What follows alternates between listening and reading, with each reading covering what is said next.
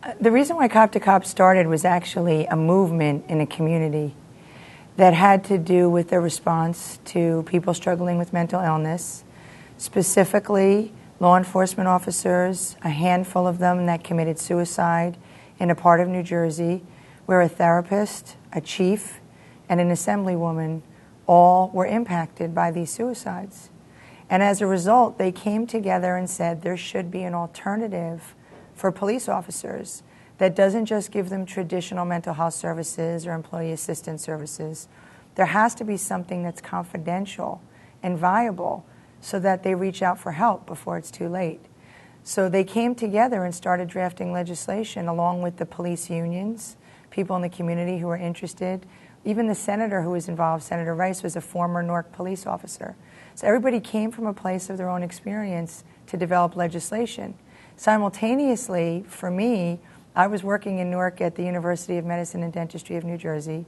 My husband, an undercover police officer in Hudson County, and looking in the emergency room at officers who were bringing in victims of crime or were injured in trying to protect people in the community.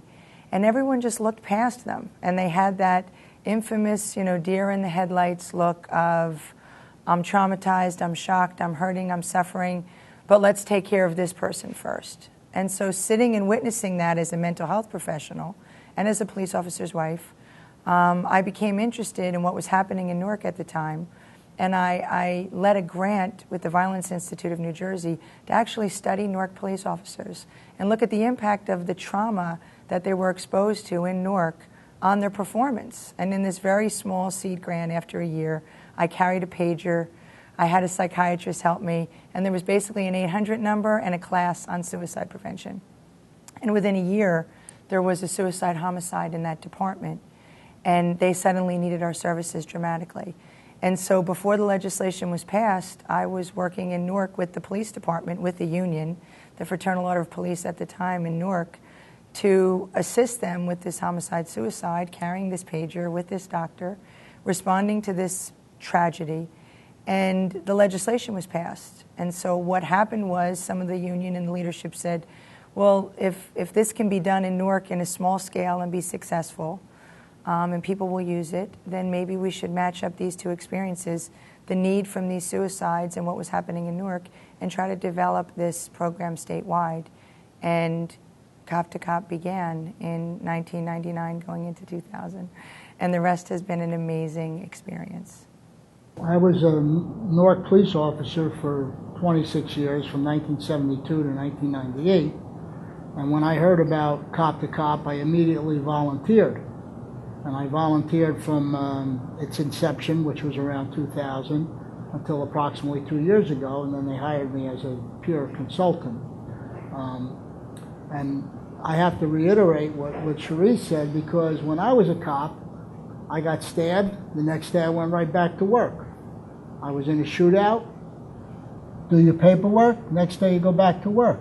And you don't realize the mental anguish or the stress that you go under during these incidents, and you're really suffering through it, but because of your image armor and because of the person you are as a cop, and because really you're supposed to be like Superman and everything is supposed to go perfectly, and again, you're helping the individual, you're helping the citizen, but you're not helping yourself. Yeah, I mean, the reason why Cop2Cop works, because there's a lot of psychologists and a lot of therapists and a lot of programs, but the reason why it works is really at the heart of Pat and Bill and Shalia, and the list of names is endless, but it's at the core of the people who are willing to share their own experience and give to someone else face-to-face, on the phones, in a moment of crisis, and say, you know what, I know how you feel, and I've been there. And as a result of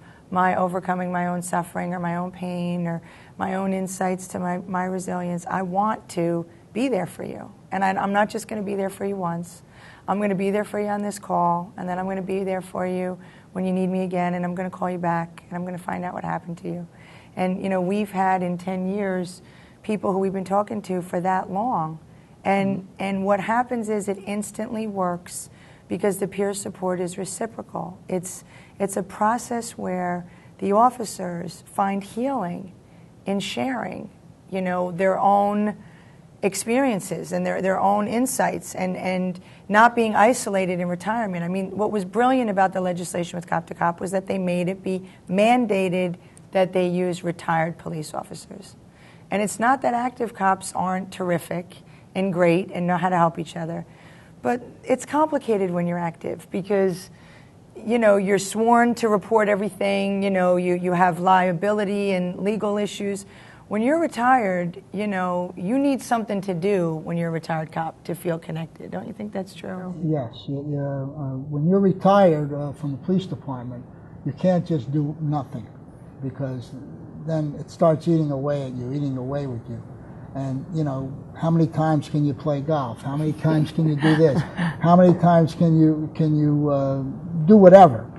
You have to find some outlet. And the best outlet for me was to go and help other police officers. And I feel very, very comfortable with it, number one. And I feel like I'm not doing a job that I dislike. I'm doing a job that I like. So it's twofold. Yeah. I get to relive my past, and I get to help other people, and I'm helping people that I like, and which is a great thing. Yeah.